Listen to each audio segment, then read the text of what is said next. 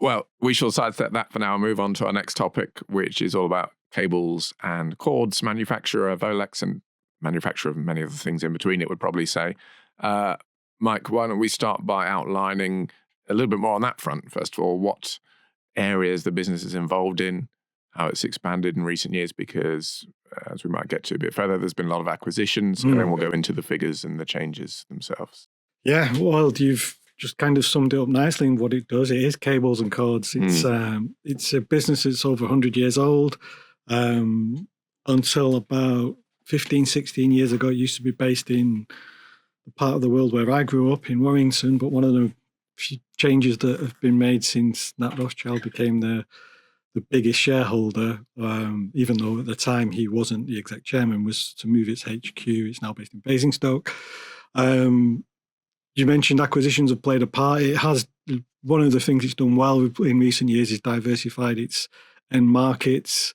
It has now 5 main divisions, one serving electric vehicles, one serving consumer electricals, one medical, one off-highway vehicles, which are like the large agricultural vehicles and the big things you find at the bottoms of mines and quarries. And the last division is something called complex industrial technology, which is defense markets, the cables that go into the energy management systems at power buildings, and crucially data centers. And it was data centers really that drove the results that they put out yesterday. Yeah, so on the subject of those figures, there had been a trading update a few weeks before, which outlined a lot of the info in there. But what did we learn from both the results and the trading update in terms of how the business is doing? So yeah, they had said in an update 3 weeks ago that revenue growth and organic revenue growth in the first half would come in at around 11%. They actually beat that within 3 weeks. It was 13% organic sales growth. And it was down to that complex industrial side of the business. It grew at 48%. And it said data center sales of products to data centers grew by 80%. That's now the biggest part of that complex industrial division. It's 55% of that group's revenues. And I sort of did a rough calculation. It's about 15% of group revenues now, data centers, which is the same as EVs. So it's a big and important growing market for them. And in terms of profit, the underlying pre-tax profit was up 30%. It's had some good improvement in margins as well. Yeah, I mean, clearly this is a business that is also very much relying on the energy transition and the grid being able to scale up for all these projects that it's feeding into. Let's talk about the change at the top, though. Rothschild is going to become chief executive. He's been chair for quite a while, so it's quite an interesting move on that front. Well, what do we think the thinking is there? There is a new chair as well. He's not taking both roles. No, he's been executive chair for pretty much 10 years, but he has stepped back to the chief executive role because they brought in this new chair, Dave Webster. And I did ask about that. I didn't speak to Nat Rothschild. I did speak to the CFO, John Bowden. And John Bowden said that the person they brought in, Dave Webster, ran a business in the US called Electrical Components International, which is a direct competitor. But it was much larger and it was a big player in some of the markets they're in terms of that off-highways market and the consumer electricals market. And John Bowden was saying that this is somebody who knows that market really well, who had very well-established customer relationships, supplier relationships. He also knew most of the talented people in that world in North America, which is Volex's biggest market now. It's about half of the sales. And they said the opportunity to bring someone with that kind of stature in and to use his network and to open doors to get to the type of customers he wanted to was a compelling proposition. Anything else of note you gleaned from the CFO chat? Yeah, quite a few things really. One was on that the data center business. I was kind of keen to get an impact on or an idea on how tariffs are affecting. And on the data center side, they said that there's no kind of direct impact. On the data center side, they make these, although they make these, design and make these cables in China, they are generally, once they hit a scale, they move it to a factory in Indonesia. And although that has lower tariffs than China, but they said that doesn't really matter because even with tariffs on top of where they're coming from, they are as competitive, if not more, than rivals, which is why they are taking a lot of share. The other interesting thing that I found from the chat was I was asking a lot about the margin progression as well, and they talked about moving to many more fewer but bigger sites. And the thinking behind that is that you can specialize more, but you can also attract better people. And you can, for a few of them, they've just got a site in Mexico that they are expanding, that allows then for rationalization elsewhere. So they've closed some sites in China. They bought a big business in Turkey a couple of years ago. They've rationalized that around a couple of larger sites and have closed others, and they are seeing the benefit of that in terms of the bottom line. It'd be interesting. I mean, it's not something you can ever really look back on now, but we'll get to valuation in a moment. But one thing you put in the AIM write-up is shares have been relatively volatile in recent times, partly because of the approach for TT Electronics, which was abandoned in the end, saying TT wanted too high a price. Yeah. In the event, TT have subsequently sold to someone else for a higher price. Yeah. So someone else is prepared to pay more than Volex was, which I mean. Although, interestingly, I did sort of do a little bit of fiddling with the ratios that they paid. So their last offer, Volex's, was for just shy of 140p, and 63p of that was in cash and the rest in Volex shares. So you would think that they walked away, which you would think good capital discipline from their part, and also TT has not done well since. So it looks like a good deal on their part, and TT's board can clearly turn around and say it's a good deal on our part. We've got a higher offer now of 155p. But if you played the same sort of ratio for what Volex's shares were worth now compared to what they were at the time of the offer, it comes in at 157p, so slightly higher than. There you go. Interesting. Yeah. Yeah. Well, that is clearly done and dusted, and not something they're going ahead with. But how do we see their future prospects in terms of the valuation too? Because there was quite a leap on the change at the top the other day. Yeah, there was, and then up just shy of 50% now for the year. I mean, acquisitions have been key to this story and will continue to be. They're coming towards the end of their 5-year strategy. They said by 2027 they were planning, when they started this strategy, to double revenues, which would mean about $1.2 billion. They are pretty much on track for that. They had a margin target of between 9 and 10%, and they're now, for the last couple of years, bumping towards the top end of that. At the half year, it was 9.8. EPS, you look at forecasts, they are decent for the next couple of years. I was looking at Investec forecasts yesterday. They're forecasting about a % increase this year. And on that, they sit at around 15 times earnings, which, if you're looking at history, over the 10 years that that Rothschild has been there, it's probably slightly higher than when he started. Over the course of the 10 years, it was about 12 times. But in more recent times, it's sat around that 15 times mark. And that seems to be, I think, decent value still for a business that is a much better business than it was 10 years ago. Well, we're going to wrap up now with another AIM company, a very different AIM company. As we said at the top, a relatively new AIM company, albeit it is a business that's been around for about 150 years, I think, Mark. Can we say a little bit more, just for starters, about what MHA is, what it does?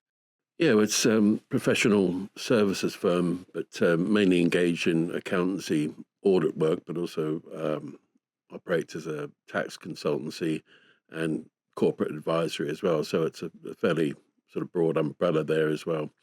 As you say, it was founded some time ago, back in 1869, and it was known through much of its life as McIntyre Hudson, and until a rebrand, which is about 5 or 6 years ago now. And it stands, despite the listing, it's an independent company, but it stands as the sort of British and Irish arm of Baker Tilly International, the global consulting firm there as well. The move on to AIM's interesting because I was wondering if this in some way is reflective of the evolution of the partnership model, like we've seen that with the legal fraternity up to now. And while there's some of the larger accountancy firms have obviously been traded publicly for some time now, it does point to a change within that industry as well, because individual firms are more likely to take a different view of their funding going forward as well. And of course, it remains quite a fragmented industry, despite being an old one as well. Actually, McIntyre Hudson, I think they were one of the founder members of the Institute of Chartered Accountants there. But obviously, the industry itself has moved on quite a bit since then. It joined AIM for the standard reasons, trying to raise a bit of capital because they know they're going to have to invest quite heavily in emerging technologies, most notably artificial intelligence, which will probably have untold benefits to their bottom line as well. But I think some of their staff members are probably a little bit nervous at the prospect. But they're also they're aggressively focused on M&A as well. And actually, since they've went public, they purchased the Baker Tilly Southeast Europe Holdings Limited as well for about 24 million euros. So that's part of their expansion plans and their growth prospects as well. Yeah. Well, the interim results are out next week, but there was a trading update just a couple of weeks ago, so in advance of publication of our rundown, and that appeared relatively decent. Yeah. I mean, the shares have performed very well since the IPO too, but they've it wasn't terribly involved, but we're looking at interim revenues. They're around about 121 million pounds, which is a double-digit increase compared to the first half of the year. It includes a contribution from Baker Tilly Southeast Europe as well of about 3%, and they're guiding for underlying cash profits of 44 million pounds too. So yeah, that's played pretty well actually. Yeah, it seems, well, we'll find out more next week, but so far so good. The question though, I mean, it is predominantly an auditor. I think about half of revenues come from audit. Appetite there is clearly going to be pretty consistent, and there's the potential to perhaps raise fees as well, given the greater care that needs to be done. All the recent scandals over recent years have probably emphasized to people. I mean, I think it's fair to say that we're a way off having AI doing company audits, you would hope. Not that that's what it'll be investing in specifically, but there's some growth prospects there insofar as people are aware of the need for good quality audits, or certainly more aware than they have been perhaps in the past. Yeah, without a doubt. I mean, it's AI will have functions that are appropriate or otherwise, but the top audit jobs are still going to be there regardless of what happens on the floor. But in recent years we've seen some really high profile audit fails as well. Carillion and Patisserie Valerie readily spring to mind there. And so this has led to it's a long-winded process, but we've got some upcoming audit and corporate governance reforms, including a new regulatory body as well. So that just means that compliance and regulatory costs are on the increase as well. The industry is also faced by a shortage of qualified auditors too, of the flesh and blood variety. So you've got these rising staff costs and operational costs, as it's like most other business sectors at the moment. I guess AI could have a beneficial effect there, but the change is underway. It's forcing audit firms to conduct more extensive testing, and they're investing more in compliance as well. And all this is driving up fees, and that's especially true for for smaller companies as well. And plus, there were changes to the way which municipal and public organisations have to conduct their audits now. It's gone from the public through the private audit space as well. And again, that's sort of increased the overall opportunity there for MHA and its peers in the market. It also means that audit firms have become a little bit more selective about the clients that they take on board too, which is a strange, sort of an unexpected result of all the various fails that we've had over time. Mm-hmm.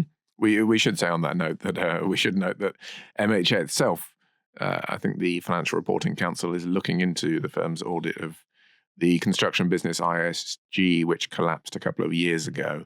So the results of that are still awaited. But I mean, I suppose if you look at Patisserie Valerie Carillion, it's not as if KPMG and Grant Thornton have struggled for work afterwards, but we will nonetheless need to await the results of that. Let's wrap up though by talking about the valuation. You mentioned shares have come quite a far way since IPO. So it's part of the reason perhaps why we currently have them down as a hold. Yeah, I think that's because we're just waiting for a little bit more meat on the bones in terms of financial performance. But at the moment, they're trading at about 15 times forward earnings on a price to book of 4.9 times.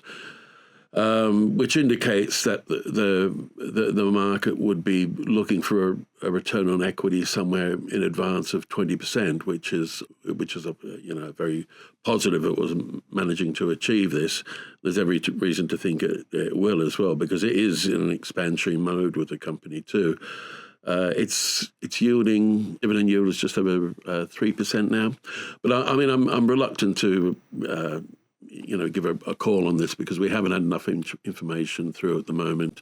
The coverage is there, but we just need to wait and have a look at those figures, and we need to look at the figures really over 2 to 3 years. Indeed. Well, my instincts are kicking in, so I should say that there is, of course, no evidence as it stands of any fault from MHA in the ISG situation. We have to wait for the FRC's results to find out what happened there, but yes, we have seen some instances in the recent past of auditors being fined in the case of collapsed firms. We'll just have to wait and see if that happens here. But for the business itself, the interim results next week should tell us a bit more about how it's faring and how its prospects are looking for the future.